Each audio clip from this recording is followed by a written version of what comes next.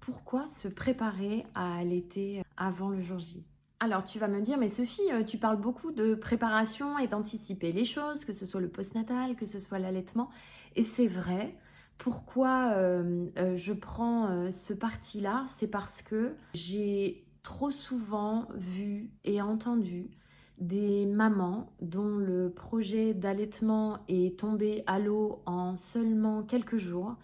et souvent à contre-cœur, justement parce qu'elle n'avait pas les bonnes infos et les bons réflexes en amont. Et je trouve que c'est vraiment dommage parce que ça tient finalement à assez peu de choses pour garantir un bon démarrage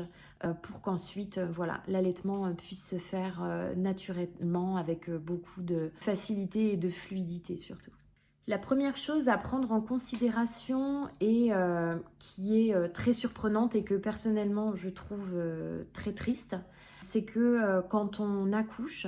notamment en maternité, de bonne foi, on pense souvent que le staff des soignants qui va être là, qui va être présent, bah, va de toute façon nous aider et nous accompagner dans ces premiers pas vers notre allaitement. Sauf que la réalité est très souvent tout autre. Et vraiment, ça m'attriste de faire ce constat-là. Même dans les maternités labellisées, je ne sais pas quoi, il y a très souvent un énorme défaut de compétences et de connaissances à jour liées à l'allaitement et qui peuvent compromettre ton expérience pour toi et ton bébé. Et globalement, ce qu'il faut comprendre, c'est que au sujet de l'allaitement, mais finalement, si on prend un peu de recul sur énormément de sujets en périnatalité, il y a à peu près autant d'avis que de professionnels. Donc il y a de grandes chances que même en maternité, même en structure, et que ce soit public, privé, peu importe, et même j'ai envie de dire avec, je l'ai déjà vu tellement de fois avec des professionnels type sage-femme en libéral, tu puisses entendre des choses absolument aberrantes au sujet de l'allaitement et qu'on puisse te dire de faire ci ou de faire ça alors que ça n'a aucun intérêt, voire ça peut même être contre-productif pour la suite de ton allaitement. Une fois que tu as compris que c'est pas forcément dans la structure où tu vas accoucher que tu vas être la mieux accompagnée et la mieux guidée dans ces premiers pas vers l'allaitement, bah, ça demande effectivement en amont déjà de connaître et de comprendre à minima comment fonctionne l'allaitement, la logique physiologique derrière tout ça et des grands, on va dire, principes clés qui permettent de prendre aussi un peu de recul par rapport à tout ce que tu vas entendre. Si tu anticipes aussi et que tu prépares un minima ton allaitement, bah, c'est aussi l'occasion de recruter en amont tes ressources qui vont pouvoir t'accompagner, qui vont pouvoir te guider et qui vont pouvoir t'informer sur le moment, dès les premiers jours, si tu sens qu'il y a effectivement quelque chose qui ne va pas, et d'avoir des personnes compétentes, des personnes ressources pour t'aider à braver les premières difficultés, s'il y en a bien sûr. Effectivement, le fait de s'être renseigné en amont et d'avoir compris peut-être des choses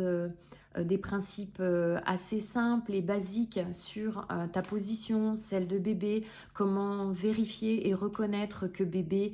prend bien le sein, tète bien, est-ce qu'il a une bonne déglutition, sont des choses assez simples, mais effectivement, si on est capable de le voir et de le reconnaître dès le début, bah, on évite d'avoir des problèmes qui s'installent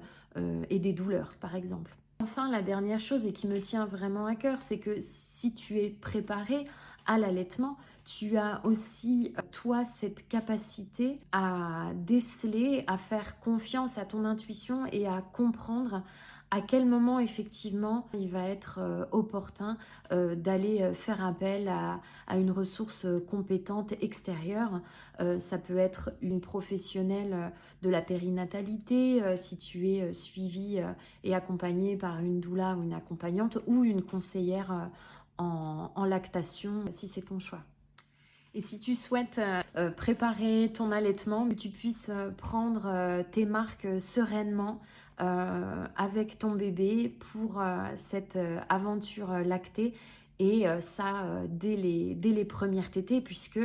ne l'oublions pas, l'allaitement commence tout de suite après l'accouchement, puisque très souvent, bébé est mis au sein dans les premières minutes ou les premières heures juste après sa naissance.